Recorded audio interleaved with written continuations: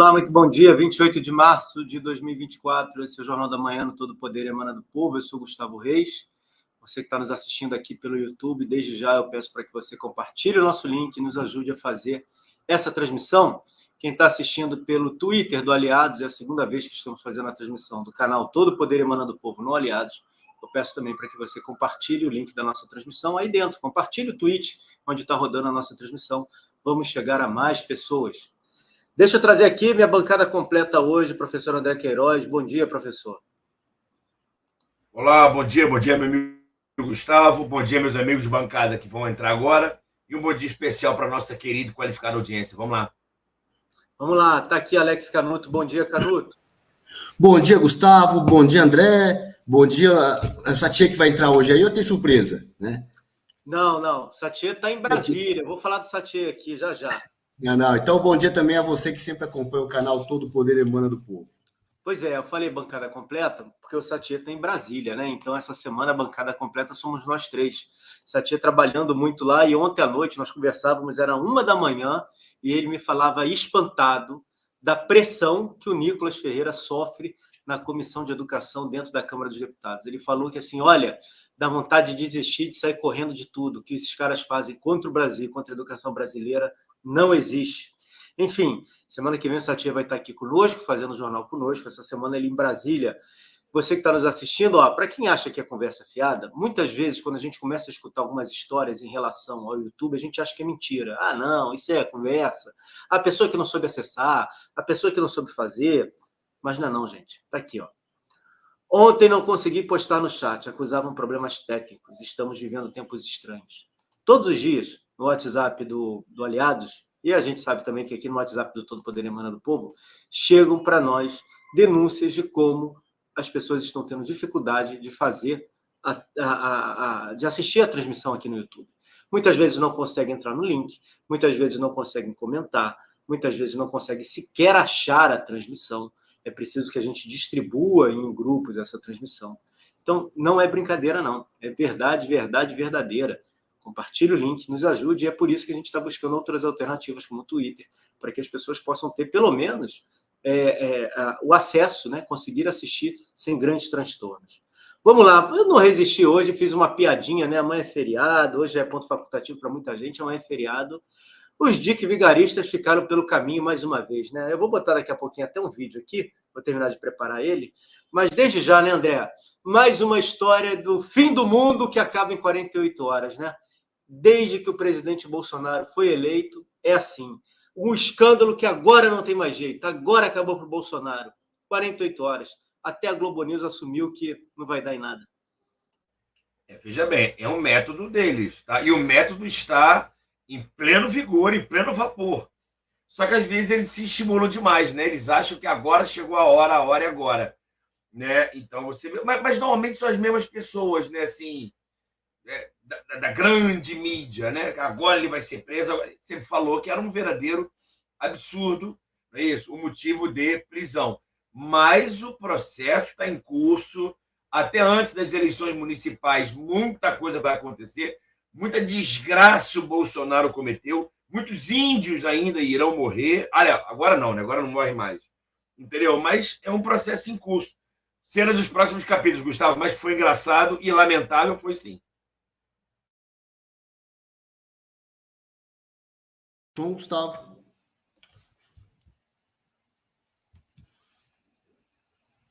Voltei, caiu tudo aqui.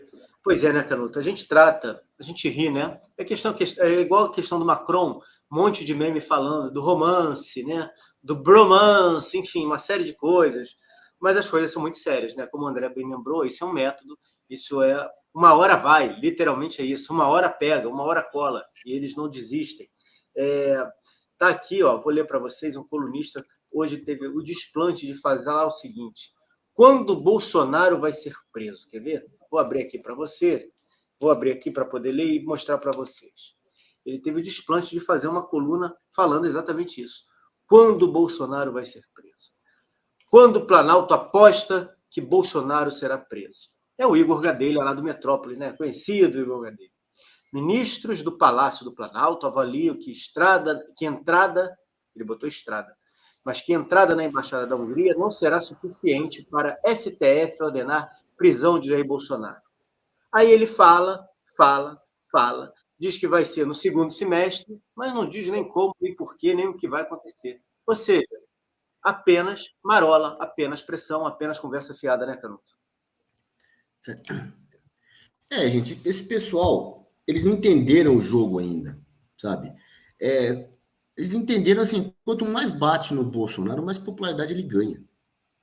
Assim, eles fizeram tudo que fizeram no passado. Quando o Jair Bolsonaro convoca as pessoas para ir para a rua, tem lá 750 mil pessoas em São Paulo, mais os milhares de pessoas em outras cidades do Brasil, por onde ele passa.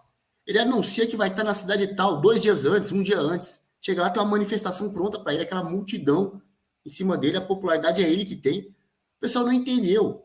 Não entendeu e continuou batendo na mesma tecla, que ele esperando um resultado diferente. Você quer justificar para quem? Olha, justificar que a prisão dele, se caso aconteça, ok, você fala fazer tudo isso, você acha que vai mudar a opinião de alguém? As 750 mil pessoas vão continuar apoiando o presidente Bolsonaro, vão saber que ele foi preso injustamente.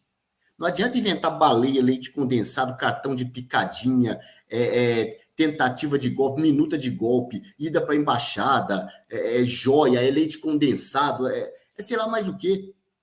Semana que vem era a Marielle, ficaram 6 anos falando da Marielle, agora não tem mais como falar da Marielle, que o miliciano foi no condomínio onde ele tinha casa. Olha, gente, assim, eles estão querendo, achando que vão convencer. Sabe essa pessoa que tem capacidade, que quer te convencer de uma coisa, do absurdo, quer te dar um arrasteiro, um golpe, você fala, não, meu amigo, eu não vou comprar teu produto que é ruim. Ele fica insistindo com o mesmo argumento. Eles estão insistindo com o mesmo argumento. Ele fica lá, o Bolsonaro não cometeu crime nenhum. Não cometeu crime nenhum. E assim, por que uma das razões, né, das pessoas estarem na rua apoiando o presidente é que, primeiro, vocês que estão acusando o presidente Bolsonaro de crime, todo mês inventam um crime diferente, ou toda semana inventam um crime diferente, seja do judiciário, seja da velha imprensa, ninguém acredita em vocês. Ninguém acredita em vocês. Tá? Vocês não têm moral, vocês não têm legitimidade, vocês não têm respeito da população. Vocês têm a caneta na mão. Seja para dar uma ordem ou para escrever besteira na velha imprensa. A caneta que vocês têm só. Respeito vocês não têm. Vai estudar, por exemplo, o cardeal Richelieu dizia no século XVII. Poder, meu amigo, não é chave do cofre, não é baioneta, porque na época não tinha fuzil, né? Era baioneta. Não é chave do cofre, não é caneta na mão. Nada disso. É respeito. Vocês não têm moral para falar nada. Então, qualquer coisa se acusarem o Bolsonaro. E assim, acusa. Acusação nova contra o Bolsonaro. Já sabe que é besteira. Aí facilita, aí cai assim, na internet. A internet faz meme, faz piada, desmascara aquilo. As pessoas juristas vão falar, olha, não tem o menor cabimento essa acusação de fugir para a embaixada. Ninguém foge para a embaixada. Foge. Você pode até pedir asilo, mas fugir não foge. E você desmonta, molestar baleia, tudo. Desmonta a narrativa deles e, mais uma vez, tira mais, assim, não é que tira, não tem mais de onde tirar respeito desses caras, legitimidade, porque já não tem, já tá no zero, né? Aí vai prender o Bolsonaro. Você acha que vai convencer alguém? Agora eu vou prender. Agora eu vou. Acho que agora sim tem motivo para prender o Bolsonaro. Nunca teve, e até agora não tem, e eu duvido que vá ter um dia motivo justo, legal, para prender o Bolsonaro. Duvido que um dia vai ter. E aí, André, o presidente Bolsonaro, a defesa do presidente Bolsonaro entregou lá, dentro das 48 horas determinada por ele determinou agora também prazo para a PGR se manifestar, para o presidente se explicar. O presidente se explicou. A defesa disse o seguinte, abre aspas, Bolsonaro sempre manteve interlocução próxima com as autoridades daquele país, tratando de assuntos estratégicos de política internacional de interesse do setor conservador, fecha aspas. Abre aspas mais uma vez, diante da ausência de preocupação com a prisão preventiva, é ilógico sugerir que a visita do peticionário, presidente Bolsonaro, à embaixada de um país estrangeiro fosse um pedido de asilo ou uma tentativa de fuga. A própria imposição das recentes medidas cautelares tornava essa suposição altamente improvável e infundada, fecha aspas, disseram os advogados. E aí o ministro Alexandre de Moraes agora deu 5 dias para a PGR opinar sobre o caso do presidente Bolsonaro na embaixada. Como a gente falou aqui, como vocês bem falaram aqui, legalmente não existia motivo nenhum, né? E você ter até que explicar o óbvio dos óbvios se torna uma coisa hilária, literalmente hilária. Como é que você viu a defesa do presidente Bolsonaro e o papel da PGR agora tendo que se manifestar sobre esse caso, não vou nem falar incidente, sobre esse caso, porque é um caso, uma narrativa, nos próximos 5 dias. Para a nossa audiência entender, tá? Vamos esquecer Bolsonaro? Esquece Bolsonaro, tá? Vamos pensar num assassino, um assassino em série. Vamos pensar num terrorista, tá? Vamos pensar num criminoso normal, um cara que roubou um celular e foi só para comprar uma cervejinha. O que normalmente você faz, tá? Se há indícios de que ele cometeu aquilo ali, existem indícios que ele roubou um celular, assaltou um banco. Se existem indícios, o que o juiz faz? O juiz, não é isso, vai iniciar o inquérito policial e vai ser oferecida uma denúncia contra esse bandido que roubou um banco e o promotor vai pedir a prisão dele, para que ele espere o processo preso ou solto, entendeu? Isso é um procedimento normal. Por que eu estou falando isso? Estou te falando que quando você fala do ladrão que roubou um banco, você entende. Realmente, André, o promotor tem que ter um inquérito para investigar o ladrão do banco, tem que ter uma denúncia por crime de roubo a banco, e eu vou ver se ele vai fugir ou não. Se por acaso ele fugir, eu prendo ele preventivamente. Se não vem disso que ele vai fugir, tem família, trabalho, residência, não prendo ele. Estão entendendo? Ladrão de banco, criminoso.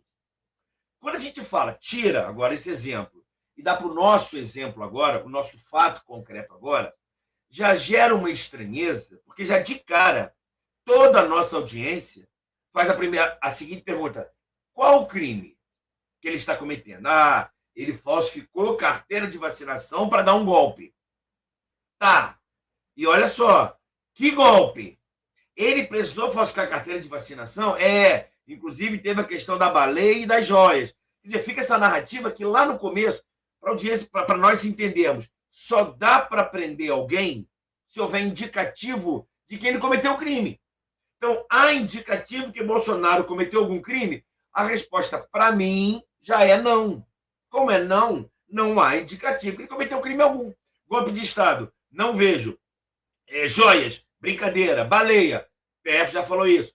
Falsificação de vacinação, também não. Ele não precisava da carteira de vacinação para sair e entrar no Brasil. Então, já perdeu um pouco o sentido. Maravilha? Agora, tem um detalhe, André. Aí eu tenho que também falar uma coisa legal.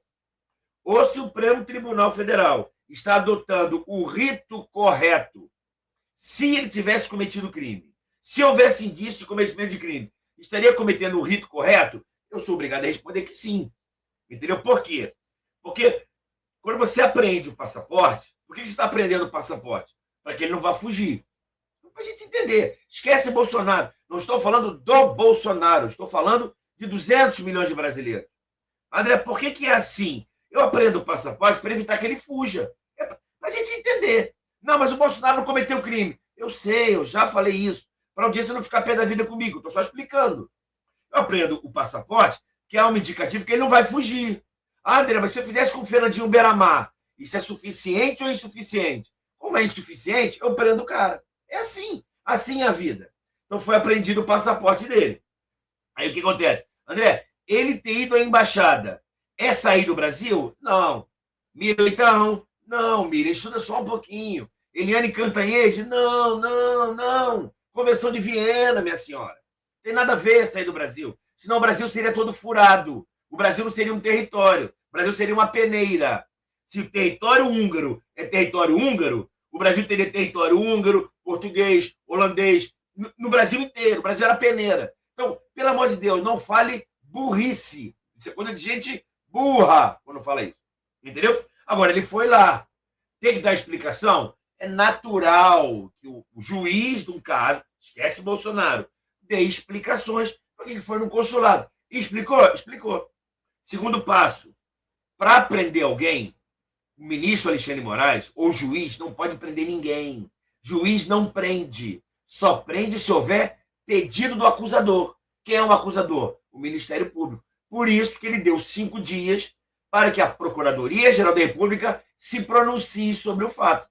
Então o promotor vai falar o seguinte: olha, ele só foi no consulado, não recomendo prisão. Olha, ele tentou fugir, recomendo prisão. Estão me entendendo? É para entender o que está acontecendo. Entendeu? Aí, diante disso, eu sei que a nossa audiência está falando e eu concordo. Mas, André, qual é o crime? Não consigo visualizar um crime. Entendeu? E ainda tem um detalhe ainda. Se, por acaso, Bolsonaro for preso, tem que haver acusação logo em seguida. Eu não posso mandar prender e não denunciar. Foi que, lamentavelmente, respeitosamente, aconteceu com o pessoal no dia 8 de janeiro. Ficaram presos preventivamente e não teve denúncia nenhuma. A denúncia foi 150 dias depois.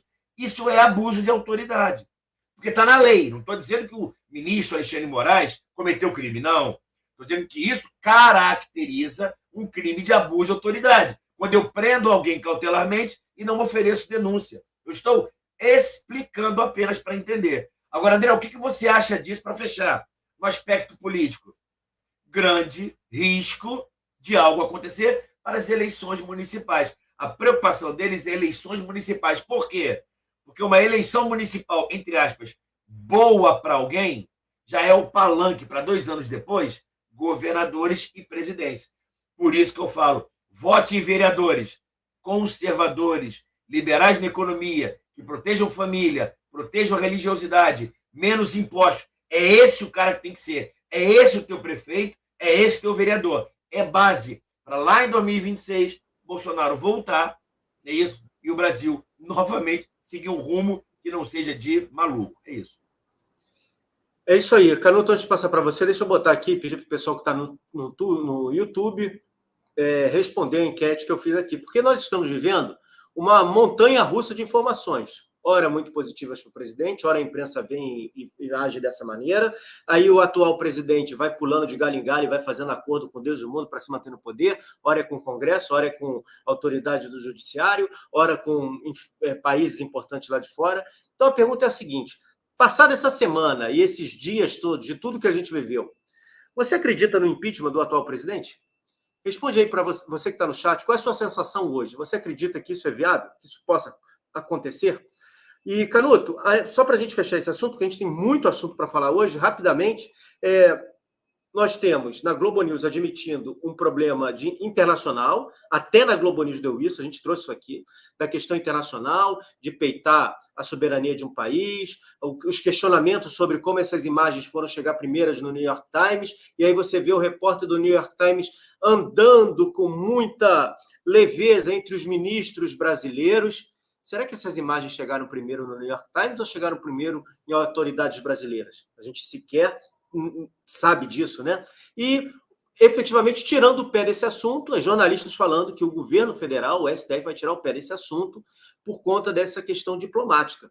E aí o presidente Bolsonaro reitera e aproveita dessa situação para pedir, mais uma vez, seu passaporte para poder visitar Israel e Benjamin Netanyahu.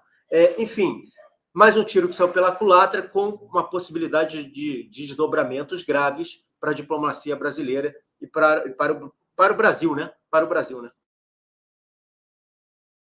Gustavo, são vários absurdos acontecendo. Vamos lá, essa história da embaixada, da entrada ainda na embaixada da Hungria, aí o juiz do caso, né, o ministro Alexandre de Moraes, pede para a PGR opinar. Ora, se tivesse que ter alguma medida contra o presidente, quem tinha que pedir a medida é a PGR, não o judiciário. Era o Ministério Público que tinha que falar, bom, não tem crime nenhum, mas ele está lá investigado por crimes. Né? Se o investigado por crimes está tentando fugir, a PGR tem que tomar essa atitude, e não o judiciário. Né? Pela regra, o princípio da inércia do judiciário, tudo isso não existe mais no Brasil. Não tem lei, não tem regra processual, não tem nada. Tem esculhambação geral. Né? Aí o ministro pedindo isso. Aí o ministro decide reter o passaporte. Até onde eu sei, não foi por pedido da PGR também, não. O ministro retém o passaporte injustamente. É um cerceamento de liberdade do presidente, do homem honesto, que não cometeu crime nenhum. Tá aí, baleia, joia, não vou nem dar lista de novo aqui. Sabe? Todas essas acusações fajutas que não param em pé, que só descredibilizam o judiciário. E agora ele está com a liberdade restrita, não pode viajar para fora do Brasil. Ele quer ir lá em Israel consertar as burradas que o atual ocupante do Palácio Planalto, o Presidente, né, está fazendo. O Presidente é o novo apelido dele que está circulando na internet. O Presidente. E, obviamente, Ó, estão retendo o passaporte dele, não é achando que ele vai fugir do Brasil. Não, não. É porque senão ele vai fazer sucesso em Israel. Vai ter manifestação de rua lá. Ele vai lá em Tel Aviv, ou em Jerusalém, o povo vai lá brigar para tirar foto com ele, para tirar selfie, pedir autógrafo, e vai ter, sei lá, motociata em Israel, e vai fazer sucesso lá. E o Lula não pode ir para Israel. Ele pode, juridicamente, legalmente, ele pode ir. Mas lá ele não vai ser bem recebido. Aliás, acho que ele já foi considerado pessoa não grata em Israel. Mas ele vai tomar uma vaia se ele sair na rua. O Bolsonaro vai receber aplauso. É isso que eles não querem. Essa imagem do Bolsonaro sendo aplaudido em Israel, como já foi nos Estados Unidos, na Itália, na Argentina, em vários lugares. É isso que eles não querem. No fundo, eles têm nada de aplicação da lei, medida judicial, preventiva. Nada disso, não. É sacanagem política o nome disso. Né, Gustavo? É isso aí. Agora vamos falar do Brasil real, né? Porque a gente fala dessas coisas que é tudo fantasia. O Bolsonaro cometeu crime, não cometeu, aconteceu. É uma fantasia, é um estado inteiro trabalhando na fantasia para tirar seu foco da realidade. E qual é a realidade? Eu vou ler aqui, ó. 2014, prejuízo de 20 milhões. 2015, prejuízo de 2,1 bilhões. 2016, prejuízo de 1,4 bilhão. 2017, lucro, 667 milhões. 2018, lucro, 161 milhões. 2019, lucro, 102 milhões. 2020, lucro, 1,53 bilhão. 2021, lucro, 2,3 bilhões. 2022, lucro, 304 milhões. 2023, prejuízo, 597 milhões. Exclusivo, está aqui, o jornal botou.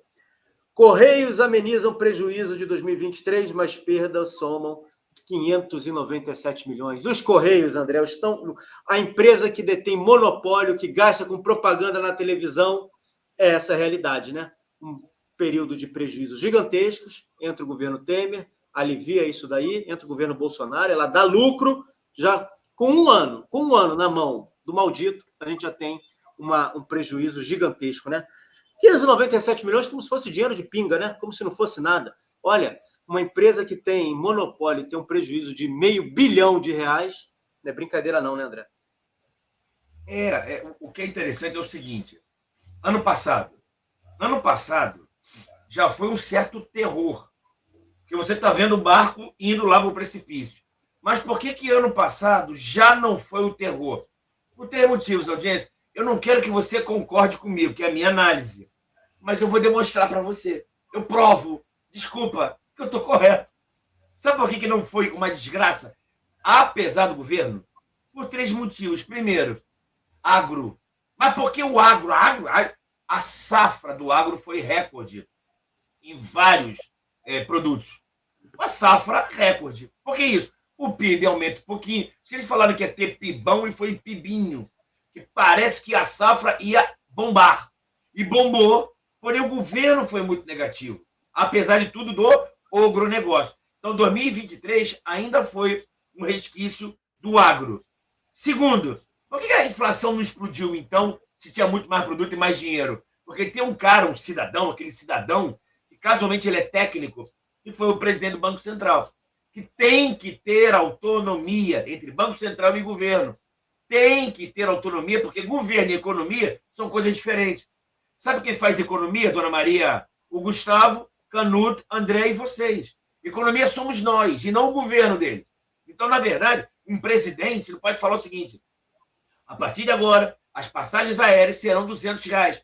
Isso não existe, porque economia é feita por nós, não pelo imperador, pelo ungido. Entendeu? Bom, picanha. Agora eu vou fazer churrasquinho. Cerveja vai cair, picanha vai cair. Não dá, imperador da mentira, não dá para mentir com os números. O mercado é diferente. Eu preciso de um cara técnico. Eu sei que você nomeou um ministro técnico da economia. Fez um curso bom de 2 meses, 4 meses, e é um excelente economista. Foi o melhor que você arrumou. E é o melhor mesmo. Diante do terror, é um que não é do trem fantasma.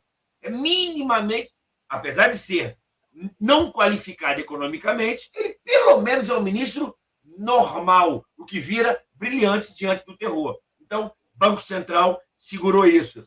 Terceiro, o desemprego diminuiu, reduziu o desemprego. Você sabe por quê, dona Maria e seu José? Você pode não concordar comigo, mas eu vou dizer.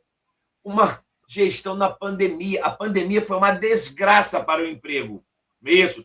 E o último ano do governo presidente Bolsonaro foi o pós-pandemia, de recuperação. Medidas feitas de recuperação em 2022, que o imperador ainda pegou o resquício de 2022, conseguiu um emprego alto em 2023.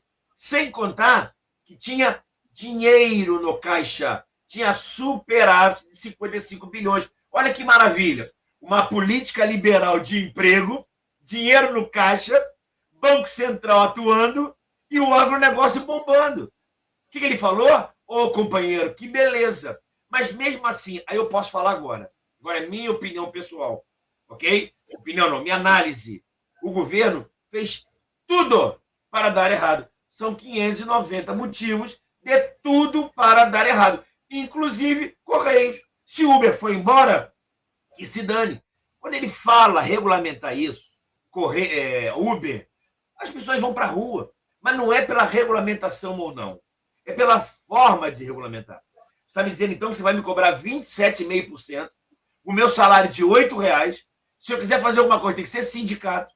Eu sou obrigado a trabalhar 8 horas por dia, não posso fazer bico, não posso fazer isso. Você está me impedindo. As pessoas vão para a rua. É óbvio, porque ele faz tudo errado, porque a cabeça é errada. Ou então é a cabeça de um link de alguém internacional dizendo o seguinte: você precisa destruir esse país. Você precisa que Gustavo, Canuto e André sejam classe médias pobres. Bota a Marilena Chauí para dizer que odeia a classe média. Sabe por que a Marilena Chauí odeia a classe média? Porque a classe média tem 3 coisas. Sabe o quê?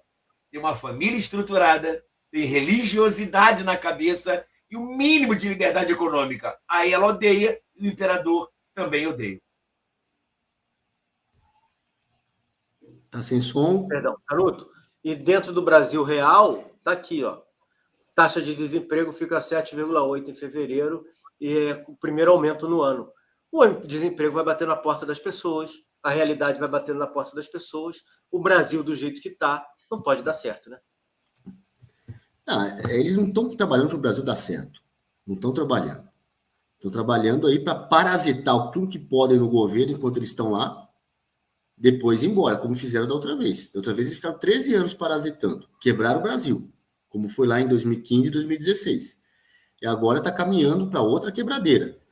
O que está segurando, como o André bem falou, é o presidente do Banco Central, que foi nomeado pelo governo Bolsonaro e tem mandato fixo. O mandato dele é 4 anos, independente do presidente da República. Então é o seguinte, ele vai pegar 2 anos do presidente que foi nomeado, porque ele é nomeado no meio do mandato, e os 2 primeiros anos do presidente seguinte, né?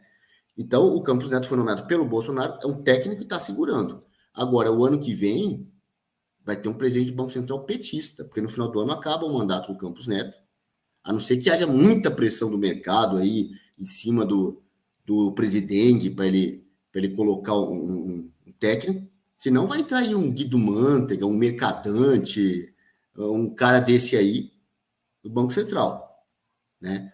E aí, meu amigo, aí ninguém segura isso aqui virar Venezuela, né? Essa é a questão. E esses caras estão fazendo o que fazem, porque eles odeiam, a esquerda é movida pelo ódio, né? Como o André falou, o ódio da Marilena Chauí, o ódio que move a esquerda. Eu odeio a classe média, né? Odeia. Na verdade, assim, classe média, eles odeiam quem não segue a cartilha deles, todo mundo que não segue a cartilha deles. Aí eles criaram o termo classe média, a classe média. Peraí, por que a classe média? Eles se dizem representantes dos pobres, mas não representam pobres coisa nenhuma. Eles são ricos. Os petistas, a cúpula do PT se enriqueceu absurdamente depois que passou pelo governo federal. Já tinha antes as prefeituras, governo do estado, já tinha se enriquecido um pouquinho. Com a passagem pelo governo federal, se enriqueceram mais ainda. Diz representante de pobre, sobrou a classe média, né? Mas o petista lá que recebe mortadela para ir na manifestação é classe média. Tem um monte de gente que recebe boquinha do governo, prebenda, caguinho, bolsa, dinheiro para ONG, tudo classe média. Mas, aí eles criaram esse termo aí, classe média, são os conservadores. Na verdade, é os conservadores, né, que eles querem dizer. Eles odeiam todo mundo que não segue a cartilha deles. Todo mundo tem independência, que não depende desses caras. Esses caras querem poder, eles querem oprimir as pessoas, querem impor na marra o modo de vida deles. Eles querem aplauso, querem holofote, sabe? Quer ser o centro das atenções. E se você não dá cartaz para eles, se você não faz plateia, não dá audiência para eles, aí eles ficam bravos com você. Eles pulam na frente. Você tem que olhar para mim. Eu não quero olhar essa porcaria, eu quero olhar outra coisa. Ah, você é preconceituoso, a minha arte está esquecida. Não está esquecida, não, está lembrada. Eu lembro que é uma merda a sua arte, eu não quero consumir sua arte, né? Mas a gente ficou com ódio. É uma gente fraca, sem mérito, sem preparo, não consegue nada na vida por mérito, só consegue sangue sugando em cima do governo. E aí depois fica bravinho, eu odeio, acha bonito, eu odeio a classe média. E quando ela falou isso aí, o Lula tá do lado dando risada. Eu odeio a classe média. Uhum, né? Vai lá, Gustavo. Ainda no Brasil Real, tá aqui, ó. Polícia apreende 1 tonelada de cocaína e impõe prejuízo de 500 milhões ao PCC. De acordo com a Secretaria de Segurança Pública, a droga foi encontrada no Jardim Progresso, no Guarujá, e seria enviada para a Europa e a Ásia por meio do Porto de Santos. A Polícia Civil de São Paulo, do governador Tarcísio, foi responsável por essa apreensão. E do deputado federal, que já voltou a seu cargo de secretário de Segurança Pública, o Derrite. E aí, André, ontem saiu uma pesquisa falando sobre o Congresso Nacional, sobre como o Congresso Nacional está sendo avaliado, teve uma melhora na avaliação do Congresso Nacional, e muito por conta do que foi aprovado em relação a essa questão da saidinha. A gente viu muito ataque, né? Muito ataque mesmo em cima do Tarcísio, a Polícia Civil de São Paulo, denúncia no Raik Parta, falando que ele é fascista, que ele é isso, aquilo outro. Não, é um prejuízo bobo, né? Meio bilhão de reais, quando você tem um governo trabalhando de verdade em cima da questão da segurança pública, do tráfico de drogas, é um prejuízo muito grande, significativo, para qualquer grupo criminoso, nesse caso aqui o PCC. Agora, o curioso é que essa droga não é produzida no Brasil, né? Ela entrou, rodou, e quando estava chegando no Porto de Santos, é que a polícia foi lá e conseguiu apreender, né? É uma coisa interessante, que assim, existem duas pautas, tá? Aliás, uma pauta que para mim é praticamente assim, como é que eu posso falar? Quase que indiscutível. É um grupo muito pequeno de pessoas que defendem o que a esquerda defende, que é a pauta da segurança pública.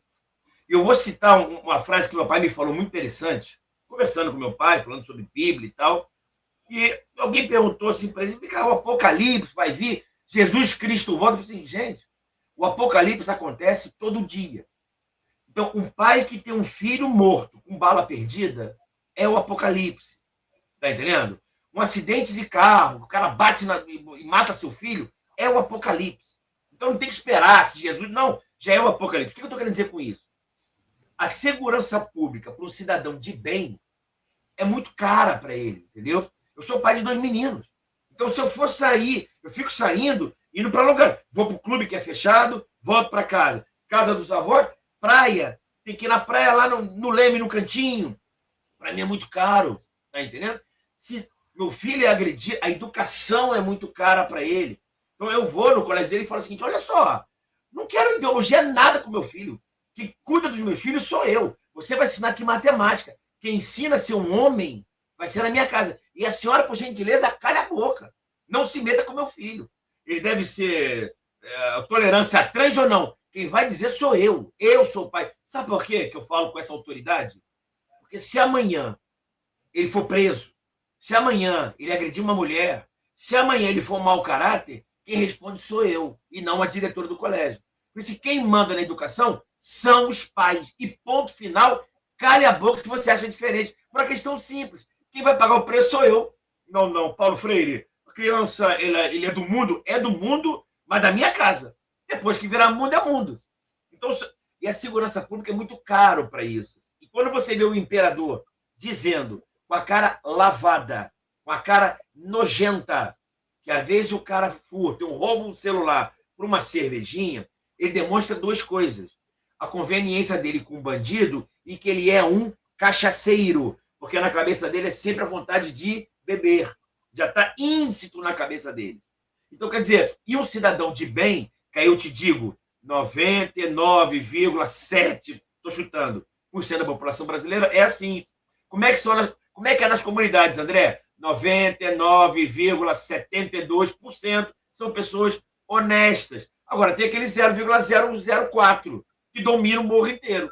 Está entendendo? Que aí impõe ele. Então, quando você fala Gleisi Hoffmann da vida, legal, o papel dela está correto, mas ela representa a ideia dela 0,004% da população brasileira.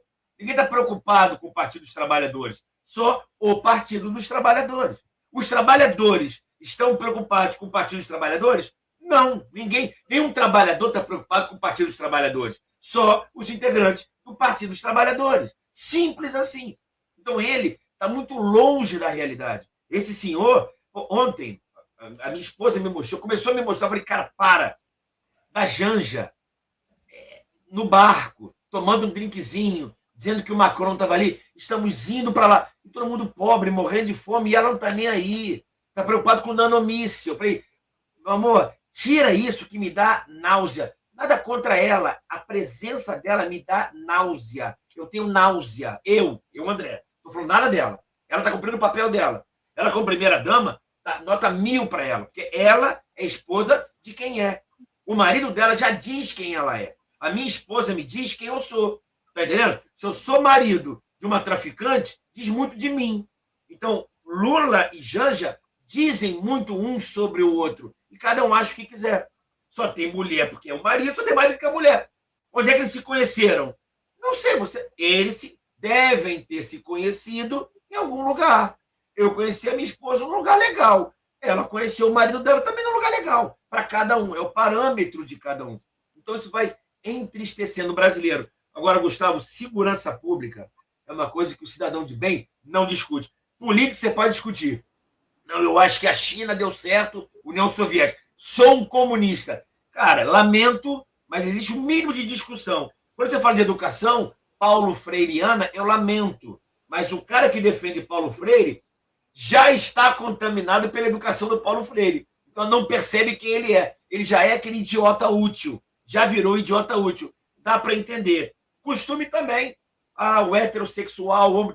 Agora, segurança pública, meu irmão, bandido bom, não é bandido morto, não. É bandido preso, cumprindo a pena dele. Simples assim. E quando um bandido morre e o policial não é morto, eu aplaudo. Quando o bandido está vivo e o policial morre, é a sociedade que morre um pouco e eu lamento. É simples assim. Canuto, a gente tem a atuação aí do Tarcísio, né? Principalmente nessa questão de segurança pública, sendo muito bem avaliado em São Paulo. Nós temos o Zema também, sendo bem avaliado em Minas. E aí começam sempre se faz, né, pesquisa, especulação em relação à presidência da República. Bolsonaro à frente de Lula. Saiu nessa pesquisa divulgada pelo PP. Saiu a Michele como o nome com mais chance de vencer o Lula no segundo turno, se o nome não for do Bolsonaro. Nós temos também o nome do Tarcísio e do Zema muito bem avaliado, o Zema sendo até surpreendentemente bem avaliado. É fato que uma parcela da população não quer e não aceita o governo que aí está. Nós temos uma parcela da população que dizem ser basicamente igual a outra parcela da população, só que isso não é retratado nos números em rede social, não é retratado nas ruas, não é retratado em lugar algum, que apoia o atual presidente. Esses são os nomes, efetivamente, que a gente vai ter aí na disputa eleitoral em 2026, se o cenário não apresentar nenhum nome novo, se nada mudar drasticamente, né? O óbvio dos óbvios, o Bolsonaro é o nome que a população quer, é um nome que o povo anseia para liderar o processo eleitoral e a mudança do país. Mas se não tiver o Bolsonaro, a gente tem pelo menos de cara 3 nomes aí disponíveis e muito bem avaliados, né? Bom, eu não acredito em pesquisas. Essa é do PP, né? Partido Progressista, que é da base lá do Bolsonaro.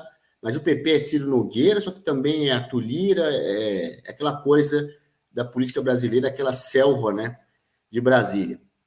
Mas, enfim, soltam números aí favoráveis e tal, mas eu não acredito em pesquisa, não. A pesquisa é a rua.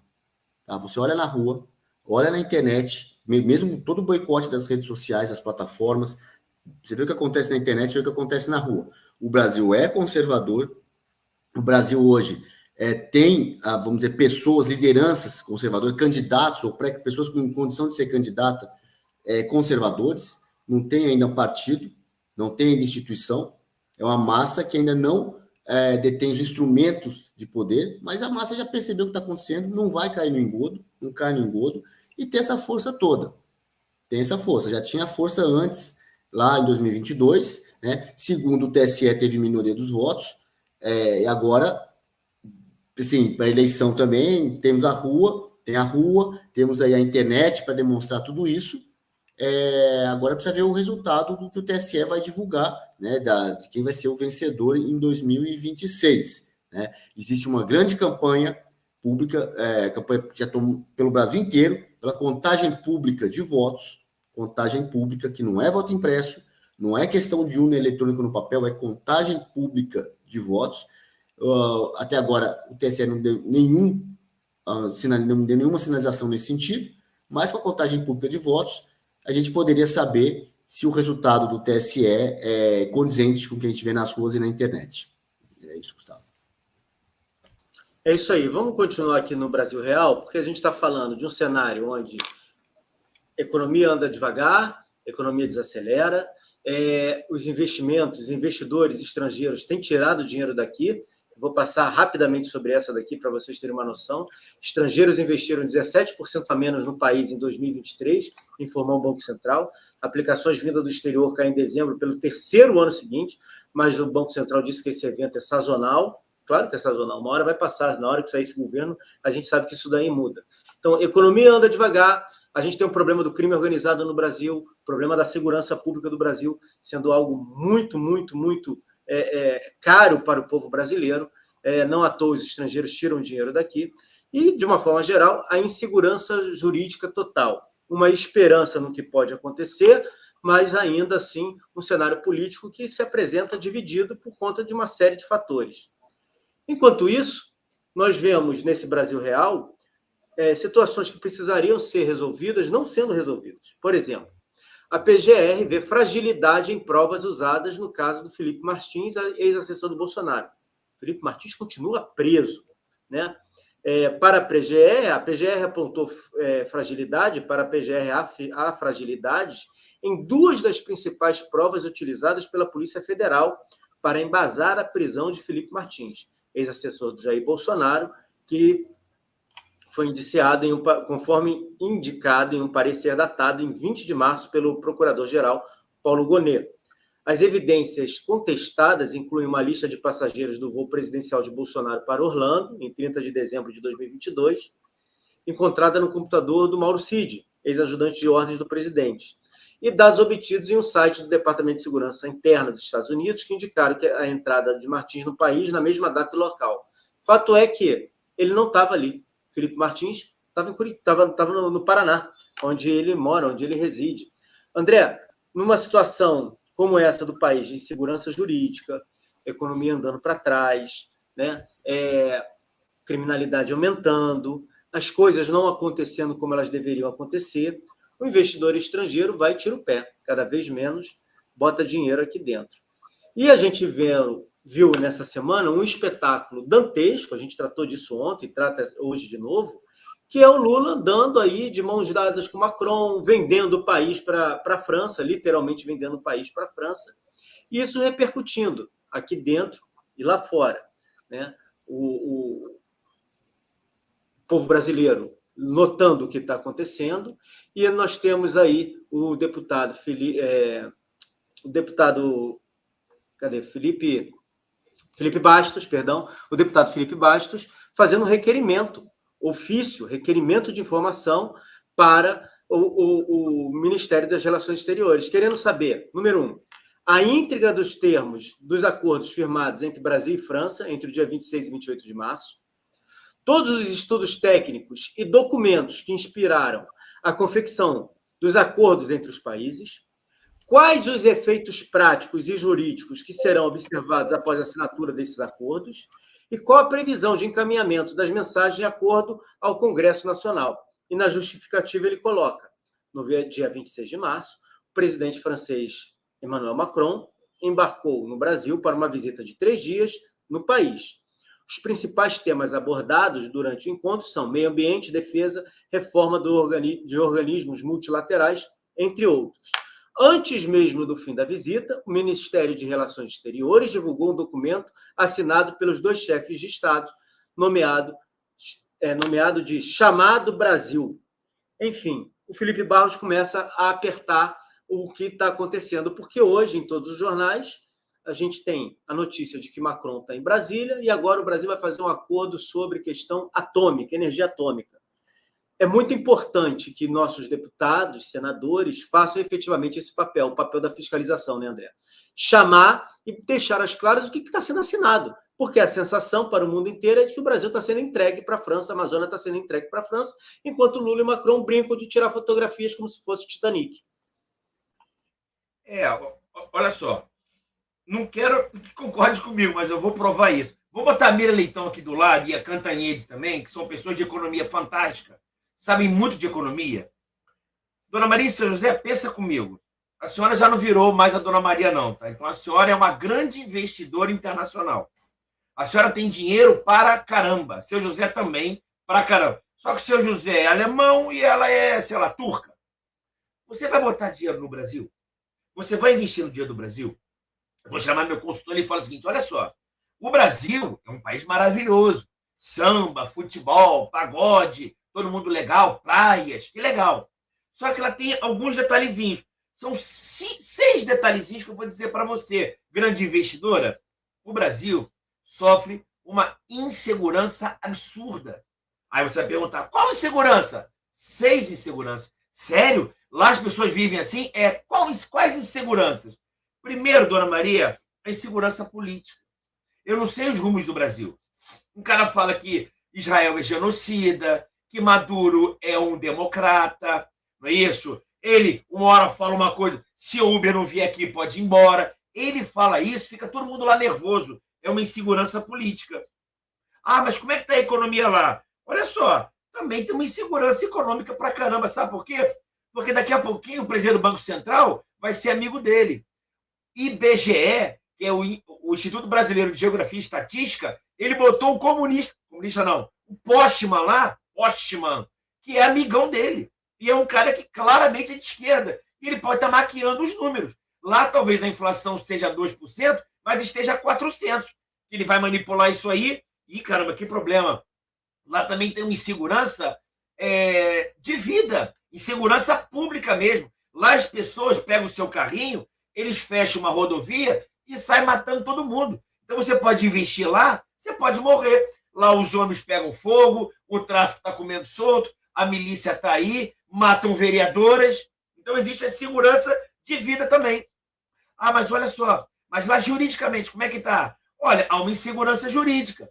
Pode citar um exemplo? Posso, senhora Dona Maria, empresária. Semana passada, no Supremo Tribunal Federal, agora eu posso falar. Semana passada, o Supremo, há 1 ano e meio atrás, Dona Maria, me entenda, o Supremo Tribunal Federal, há 1 ano e meio atrás, ele falou o seguinte: se a senhora se aposentou, a senhora tem 2 regimes. Um regime que a senhora trabalhou e um regime de transição. A senhora escolhe qual o melhor regime para você. A senhora pode escolher sim ou não? O Supremo falou o seguinte: escolha o melhor regime, já que você trabalhou 30 anos nessa lei e veio uma lei nova. A senhora escolhe 1 ano e meio atrás. Sabe o que o Supremo falou agora? Não. A senhora vai ter que escolher esse regime aqui, que é o segundo regime que eu estou impondo agora isso. Não é bem assim, mas é para entender. Mas, André, ele mudou de 1 ano e meio para trás? Sim. Também prisão em segunda instância. Quem é condenado em segunda instância é preso. Não, mas agora não. Só no Supremo. Então, há uma insegurança jurídica incrível. E a insegurança tributária? É o quinta insegurança. Como é que são os tributos no Brasil? Não sei. Tem um arcabouço fiscal. Foi aprovado o arcabouço. E a senhora Mira Leitão, ela falou o seguinte: o arcabouço fiscal serve para incluir o pobre. Aí eu perguntava para a senhora Mira Leitão, qual é a alíquota do tributo? Não sei ainda. O percentual, Dona Maria, no Brasil, não se sabe qual o percentual que você vai pagar quando comprar esse copo aqui. Porque a lei mudou e ainda não tem um regulamento. Então, quanto que eu vou pagar? Eu vou fabricar esse copo no Brasil. Quanto que eu vou pagar de imposto? Não sei. Falta o governo falar. Isso é insegurança. Sem contar com o último detalhe. O seguinte, da corrupção desenfreada. Dona Maria e seu José, investidores no Brasil, a corrupção está comendo solta. Todo mundo pegando dinheiro. Sério, mas pelo menos o presidente é honesto. Olha, ele não foi absolvido. Os processos foram anulados. E ele ficou 580 dias preso. Mas qual o crime? Ele matou alguém? Não. Ele foi preso por corrupção e lavagem de dinheiro. Porém, o tribunal anulou os processos dele. Dona Maria e seu José, para terminar, A senhora botaria o seu dinheiro num país desse? Vaza. E aí, Canuto, esse ofício feito pelo deputado Felipe Barros, protocolando e pedindo lá informações, talvez seja um caminho que mais correto para a gente poder conseguir informações verdadeiras. Mas não significa que essas informações serão passadas, né? É óbvio que cada caso é um caso, mas eu vou trazer aqui como destaque o que o Nicolas colocou ontem na rede social. Está pequenininho aí para vocês, porque é um texto grande do Nicolas, mas eu vou ler rapidamente. No mês passado, protocolei uma solicitação via Lei de Acesso à Informação para obter a gravação da reunião realizada pelo presidente Lula com seus ministros após ele comparar os ataques em Gaza ao Holocausto. Na resposta, foi informado de que a reunião não foi gravada e que tampouco há qualquer registro escrito, incluindo a pauta oficial ou documentos elaborados durante o encontro. Parece que este governo, convenientemente, não tem gravações de eventos importantes. Num dia, as imagens inéditas do 8 de janeiro foram deletadas por problema contratual. No outro, ele sequer grava a reunião. Esses padrões de comportamento mostram claro desrespeito pelo direito público à informação e à prestação de contas. É inaceitável que uma reunião de tal importância não tenha nenhum registro escrito ou audiovisual, deixando-nos às escuras quanto aos debates e decisões tomadas. Esse foi o tweet do Nicolas, e ele colocando lá o que a plataforma respondeu a ele. Agora, essa questão do Felipe Barros precisa ser respondida, né? E é importante que ela seja respondida. Está aqui o que o Sérgio Cardoso, todo dia contribuindo conosco e colaborando conosco, colocou. Será que as ameaças do senhor Macron ao Brasil foram esquecidas? Que a fronteira norte do país é cobiçada por Maduro e pelo próprio senhor Macron? É isso, né, Canuto? A gente precisa saber o que está acontecendo efetivamente, né? Ele fez um pedido pela live, não tem gravação. O 8 de janeiro também, a câmera não gravou porque ela ficava desligada. É sempre aquelas desculpas, né? Tá bom, que não tenha gravado.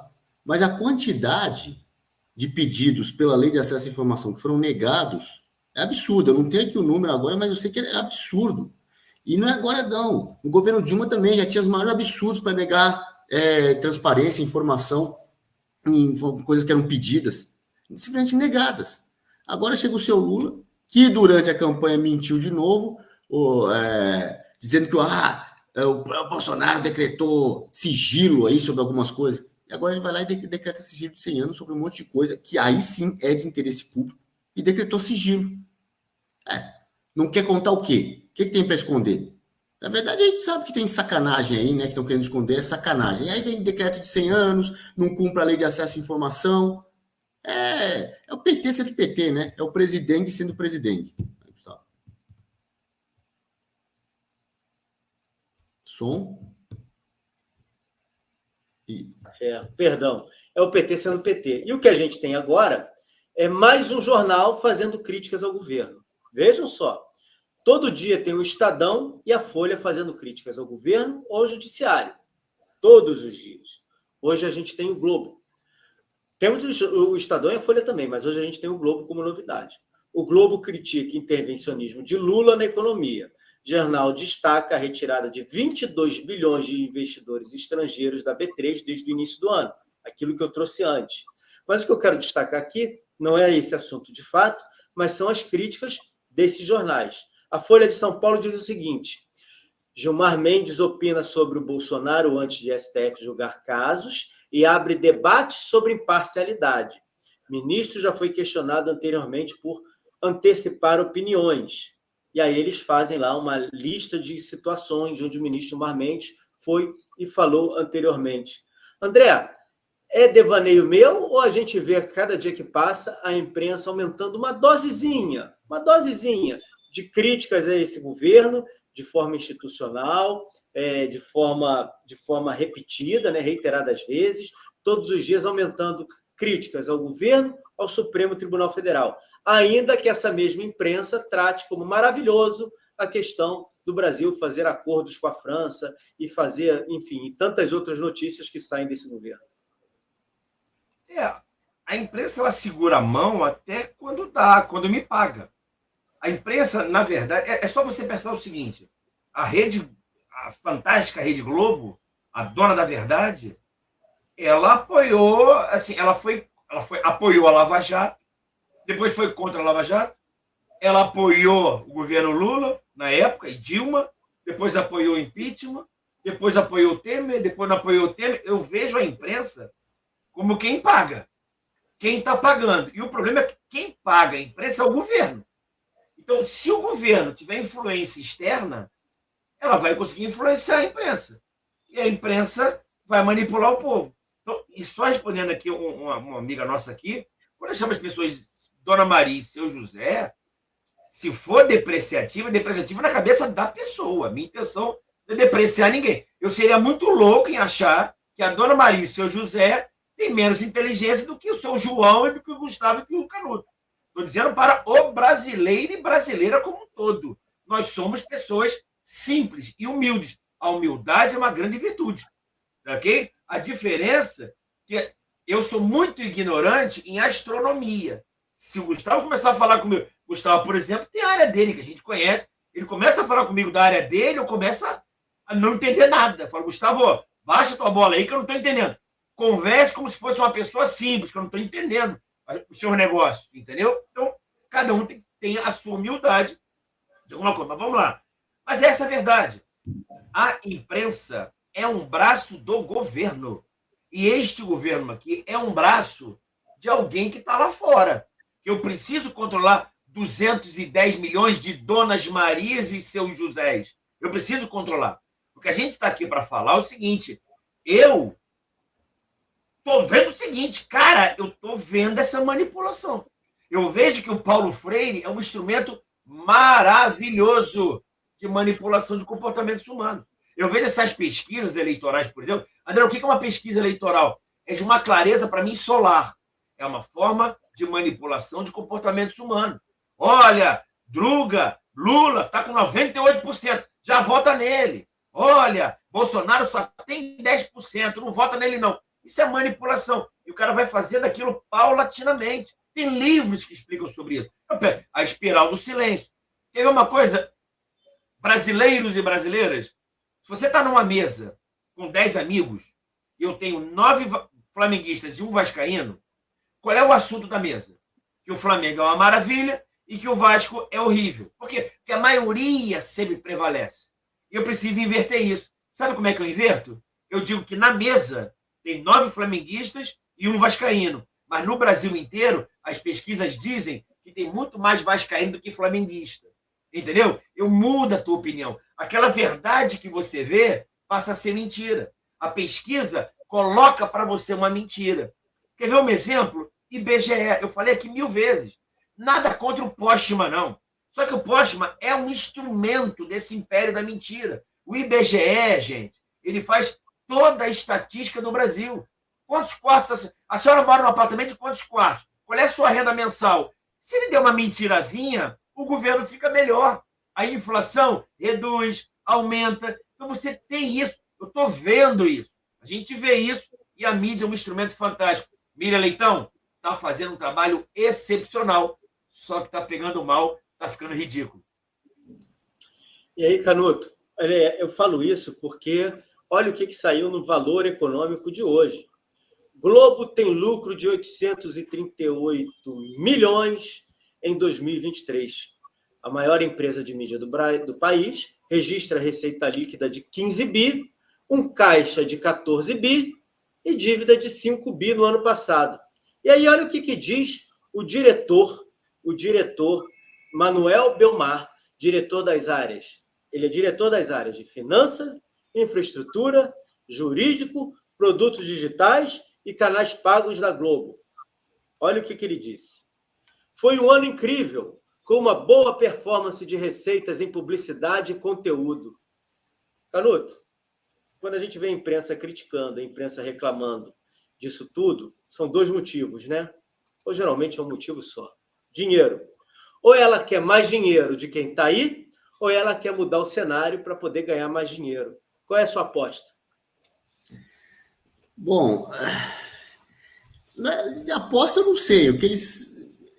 Para trás, se você olhar para trás, fica claro, né? Por que eles batem tanto no Bolsonaro? O Bolsonaro fechou a torneira. Foi um ano maravilhoso, incrível de receitas. Ele falou de onde vem, se é de estatais, se é de empresas que seguem lá a cartilha globalista, né? Mas a mudança, assim, o que mudou no Brasil, tanto assim, entre 2019 e 22 para 2023, porque a Globo aumenta a receita, aumentou a audiência, que eu saiba, não, continua caindo. Então, menos empresas privadas tendem a querer anunciar na Globo, seja porque está caindo, seja porque queima o filme da empresa. Anuncia na Globo, vai para as listinhas aí que circulam nos grupos de WhatsApp, aqui as empresas que patrocinam lacração. Porque se der azar, às vezes patrocina um programa, o Globo Rural, você nem sei se tem ainda, mas patrocina um desse ainda passa batido. Agora, patrocina uma novela cheia de lacração, um BBB da vida, queima o filme da empresa que patrocina BBB. Queima o filme. A empresa fica com uma imagem ruim perante a população. E a internet escancara isso. Então, a empresa, eu acho que não aumentou o número de... Eu duvido que tenha aumentado o número de empresas privadas, anunciantes privados, ali na Globo Lixo. De onde vem essa receita? Onde é que está aumentando essa receita? Né? E aí, por que a Globo protege não necessariamente o Lula, mas o sistema, tá? Porque trocar Lula por Alckmin num eventual impeachment não mudaria isso, não. O milho continuaria pingando ali, o milho das estatais, patrocínio estatal, na Rede Globo e em outros órgãos também da velha imprensa, não é só na Globo Lixo, não. Tá?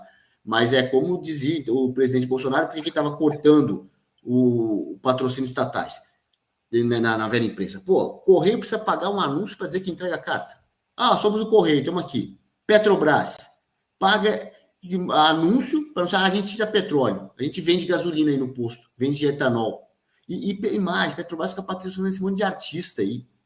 Um monte de artista ruim. Pode olhar, artista ruim, olha o patrocinador. Ou é estatal, ou é Caixa, ou é Banco do Brasil, ou é Correio. É alguma estatal patrocinando artista ruim. Ruim, que não tem público. Né? Além de Lei Rouanet, ainda precisa de patrocínio estatal. Né? E agora, não só artista ruim, como jornalismo ruim, canal de televisão ruim, né? Que ele faz tanto entretenimento quanto jornalismo. Aí, de onde vem? A pergunta. De onde vem esse aumento de receita? O que entrou a mais? O que não tinha entre 2019 e 2022 que passou a ter em 2023? Isso, obviamente, o diretor aí da Globo não falou. Não falou. Né? E essa é a pergunta que não quer calar. Né, Gustavo? O diretor da Globo disse que eles melhoraram o conteúdo. Aí a gente se lembra dos programas que estão sempre com audiência muito baixa. Bateu recorde de baixa audiência. Como é que eles melhoraram o conteúdo? A publicidade é fácil. Se nós nos lembrarmos da época lá do Mensalão, da época do Petrolão, da época dos escândalos do PT, se você buscar aí no YouTube algum jornal nacional daquela época que tenha propaganda, alguém que tenha gravado, você vai ver por que a receita era altíssima.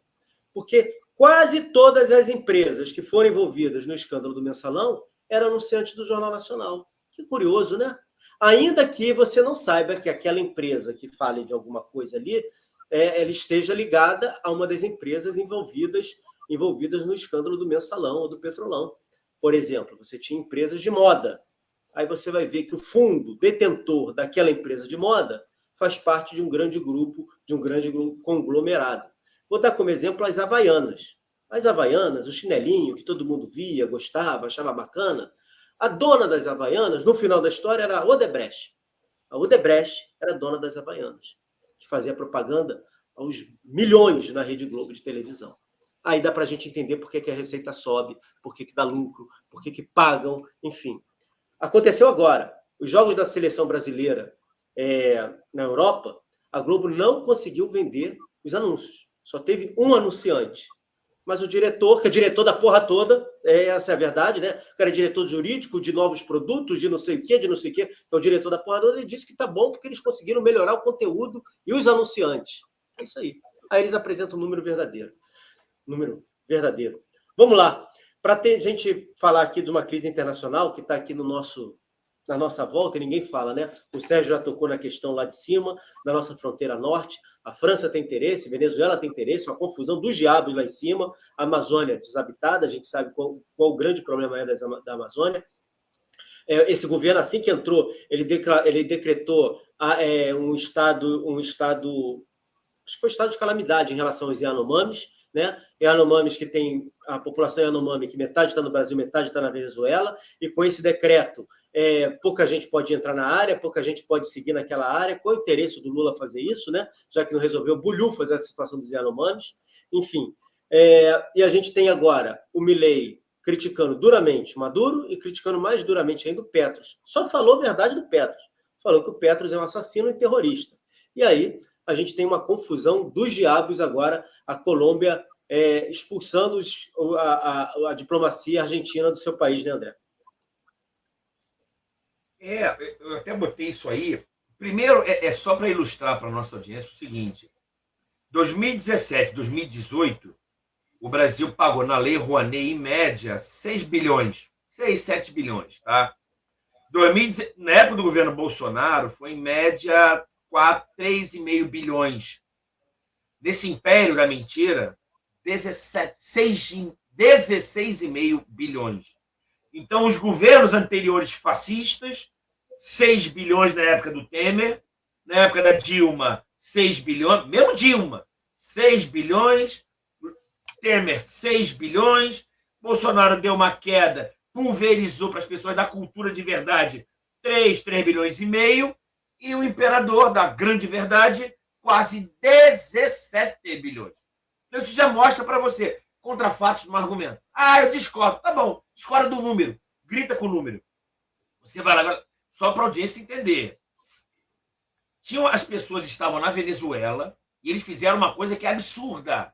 Eles se opuseram ao governo. Não concordo com esse governo. Olha que absurdo. Quase que um terrorista. O cara que foi criticado, que é o chamado senhor Nicolaizinho Maduro, falou o seguinte: você está me criticando? Você é, abre aspas, terrorista, fecha aspas. Sério? Sim. Você vai adotar, vou lhe dar as sanções da lei, minha lei, se você é terrorista. O que eles fizeram? Correram para o consulado. Qual consulado? Embaixada. Qual é a embaixada? Embaixada argentina. Só para entender, a embaixada é o Estado, consulado são os cidadãos do Estado. André, qual é o interesse do consulado brasileiro? Defender os interesses dos brasileiros. E a embaixada brasileira? Defender os interesses do Brasil. Só para entender. Ele foi lá na embaixada argentina. Pode invadir lá? Não está invadindo o território argentino. Mas ele ofende, viola a soberania argentina. Sabe o que ele fez? O democrata desligou a luz. Tá entendendo? Como você faz com o rato. Você desliga o negócio para o rato sair. É o que a mídia está dizendo. Então, não é fake news. Eu estou reproduzindo o que a grande mídia falou. Desligou a luz. Isso, gente, desligou a luz, mas em nome de duas coisas. Em nome do amor e em nome da democracia. Aí você conclui o que você quiser. Para que eles saiam iguais ratos, para que eles sejam presos e sejam processados como que eles são para ele. Terroristas e ele o democrata. Isso é na Venezuela. No Brasil jamais aconteceria isso. Canuto, as declarações do Milei foram na CNN.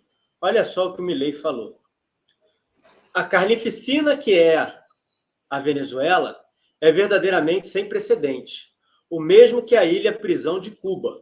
Então, depois de tantos outros casos que estão a caminho de, não, digamos, como foi o caso da Colômbia com o senhor Petro, que, digamos assim, não se pode esperar muito de alguém que foi um assassino terrorista, certo? Comunista. E aí ele fala também do López Obrador do México. Manuel López Obrador se referiu ao Milei como ignorante. É um elogio que um ignorante como López Obrador fale mal de mim. Isso me exalta, disse ele à CNN em espanhol. O que ele falou do Petro é a pura realidade. É um comunista, é um terrorista, assassino. O Petro era responsável pela principal guerrilha na Colômbia urbana. A gente fala muito das Farc, mas existia uma guerrilha que era urbana na Colômbia. E o Petro era o líder. É como se hoje nós tivéssemos o Comando Vermelho, ou PCC, dizendo que luta pela independência, pela implementação de um Estado democrático de direito no Brasil, e esse grupo que mata, que rouba, que faz um monte de coisa, tem o seu líder lá, o Marcola falar que ele é alguém que está lutando pela liberdade do povo brasileiro. E aí o Marcola se coloca como candidato à presidência da República, chega à presidência da República. Você falar que o Marcola é um assassino, não tem mentira nenhuma. E foi o que o Milei falou em relação ao Petro. Eu quero chamar a atenção pelo seguinte, né, Canuto? É importante que outras lideranças mundiais falem frontalmente, abertamente, quem é essa gente. Porque moderação na defesa da verdade é serviço prestado à mentira, né, Canuto? O que você falou, o Petros, né, o cara ligado às Farc, foi defender lá na ONU legalização da cocaína, tá? Eu lembro, logo que ele foi eleito, ou talvez durante a campanha agora, não sei se foi quando eleito ou durante a campanha, não posso mais ver tantos jovens algemados, encarcerados, só porque tinham amor, né? Enquanto o Lula fala, não posso mais ver jovem de 14, 15 anos preso só porque roubou o celular, né? Fora de São Paulo, né? É a bandidagem chegando ao poder, seja no Brasil, seja na Colômbia, seja na Venezuela, em Cuba. Tá aí o resultado disso. Aí o Milei fala o que tem que ser falado, né? Falou na cara dura mesmo, falou, é aquilo ali. É engraçado que quando outros líderes atacam o Milei, ele é antidemocrático, não sei o que lá, tá tudo bem. Tá tudo bem, por exemplo, o presidente de um país, um Lula, por exemplo, ir na Venezuela fazer campanha lá na época para o Hugo Chávez. Ele era presidente do Brasil e foi lá num ato de campanha, não é um evento oficial de presidente de um país encontrando com o presidente do outro, independente das opiniões políticas de cada um. Não é nada disso, não. Era o presidente do Brasil indo participar de um ato de campanha na Venezuela. Isso já acontecia. Aí essa coisa passa batida, é normal. Aí, quando o Milei fala, dá uma crítica, dá esse mimimi todo. Esse pessoal não aguenta crítica. Eles, assim, não querem debate, eles sabem que não aguentam debate público, debate em campo aberto, debate franco de ideias. Aí parte para todo tipo de sacanagem, de agressão, de violência, como, por exemplo, o que fizeram na Venezuela agora, que o seu Maduro fez na Embaixada da Argentina. Mandou cortar a luz. Né? A pergunta que fica é, como nós sabemos que o Brasil está caminhando para a Venezuela já está no estágio de ditadura mais avançado que o Brasil está caminhando para isso, ainda não chegou no estágio da Venezuela. É aquela coisa, o Bolsonaro entrou na Embaixada da Hungria. É que quando vazou ele já tinha saído de lá, mas se ele ainda estivesse na Embaixada da Hungria, será que o Alexandre de Moraes, o presidente, ou qualquer um ia mandar cortar a luz da Embaixada da Hungria?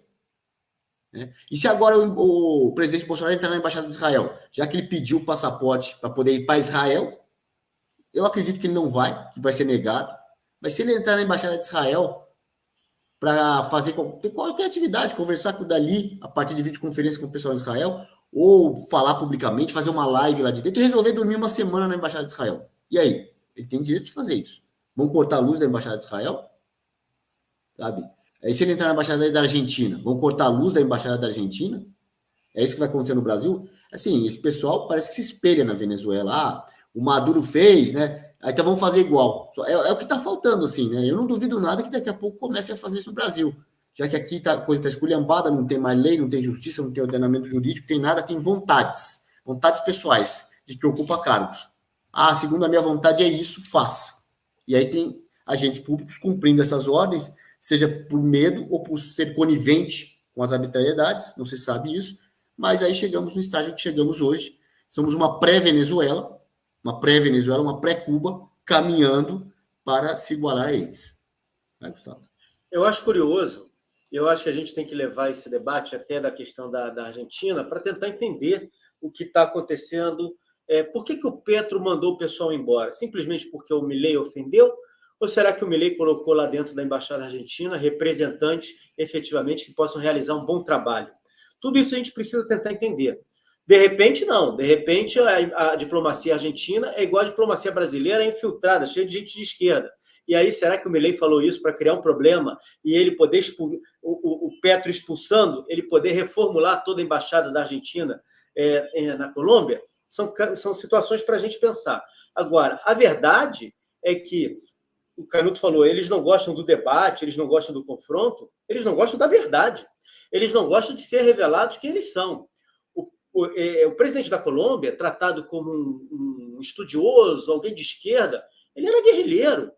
O M-19 era uma guerrilha na Colômbia. O M-19 matou muita gente na Colômbia. Não é uma coisa simples, como aqui no Brasil, quando a gente fala de alguns desses líderes da esquerda, que eles eram efetivamente bandidos e por isso eles foram caçados durante o período do governo militar, eles não gostam. Mas eles assaltavam banco de mão armada, eles sequestravam embaixadores, representações diplomáticas. Isso é papel de quê? Isso é papel de gente honesta ou papel de bandido? E é muito fácil se esconder atrás da revolução, atrás do ideal, atrás da questão política. O sujeito é bandido, o sujeito quer implementar aquilo que ele quer tomar de assalto um país, quer determinar a vida dos outros segundo os seus pensamentos. Eles roubando, vivendo nababescamente, hoje fazem isso de forma oficial, e a imprensa bate palma, e se esconde atrás da ideologia. Ideologia, a nossa ideologia, etc. e tal. Essa meia tonelada, essa tonelada que foi pega aqui, R$500 bilhão, é produzida na Colômbia. 60%, 70% da cocaína do mundo é produzida da Colômbia. Esse cara é um cara que defende isso. Isso é bandido ou não é? Não importa se ele está na figura de presidente da República, é bandido, é ladrão, é traficante, é guerrilheiro, é assassino. E muito bem que o Milei fale isso. E muito bem que o Milei dê nome aos bois, literalmente. E que outros presidentes de direita no mundo façam isso. Porque senão a gente fica numa posição de pessoas que não podem falar a verdade, porque é um cabresto de boa postura, um cabresto de bom costume, é um cabresto da forma de se relacionar. É bandido, é ladrão. Todos os dias eu vou lembrar que o ministro Fux, quando presidente do Supremo Tribunal Federal, ele disse que os crimes aconteceram durante a Lava Jato, durante as investigações da Lava Jato, ela apurou crimes que realmente aconteceram. Os crimes aconteceram no Brasil. O dinheiro que estava nas malas na casa do Gedel Vieira Lima não eram frutos de mentira. A gente não pode ter medo de falar disso. E nem pode permitir que eles consigam efetivamente fazer que, quando a gente fale isso, a gente está cometendo até crime. Tem o deputado Gilvan da Federal, está indo na Polícia Federal se explicar porque ele chamou o Lula de ladrão. Olha só a ousadia dessa gente. Então a gente não pode deixar de falar isso. Parabéns ao Milei. O Milei está saindo melhor do que a encomenda. Muita gente achava, não, o Milei é ligado aos globalistas, ele não vai falar, o Milei é só para ganhar a eleição. Está saindo melhor do que a encomenda. Está falando e falando a verdade. CNN espanhol, que tem um alcance em toda a América Latina e Estados Unidos. É importante falar isso. Muito do público americano, hoje, jovens latinos, filhos dos seus pais que estão lá, são cidadãos americanos, falam espanhol. Então, falam inglês e espanhol fluentemente. Precisam ouvir a verdade, precisam saber por que esses jovens estão nas universidades americanas, estão se deixando levar pela cultura woke americana e precisam ser confrontados com a realidade. O Petro nada mais é do que um terrorista, um comunista, um assassino. E o Milei está coberto de razão.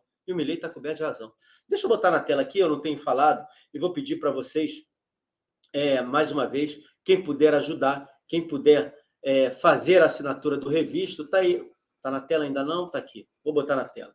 Está aqui a tela do Revisto, deixa eu jogar aqui para poder passar. Essa daqui o Canuto falou sobre a questão do voto, né, Canuto? Do processo eleitoral, da contagem pública dos votos, e esse é o maior defensor do processo da contagem pública dos votos, está aqui na tela, é o Dr. Felipe Jimenez. Temos uma entrevista com ele, está aqui, ó, de 8 páginas. São 8 páginas, onde ele explica efetivamente o que é isso, e ele diz o porquê, que as eleições no Brasil, segundo a visão dele, são inconstitucionais há muito tempo. Elas são inconstitucionais. Ele explica tudo lá.